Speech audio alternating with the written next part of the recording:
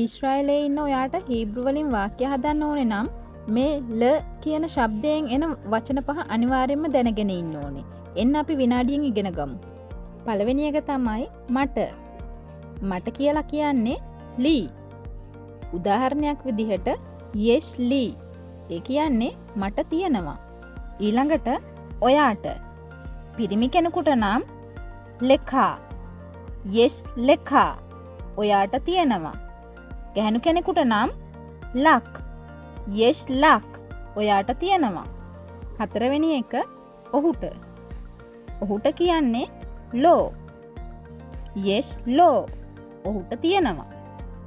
අවසාන වශයෙන් ඇයට. ඇයට කියන්නේ ලා. yes ලා. ඇයට තියෙනවා. ඔයාට දැන් මේ රටාව මතකයි නේද? මේ වගේ තවත් දේවල් ඉගෙන ගන්න channel එක subscribe කරන්න.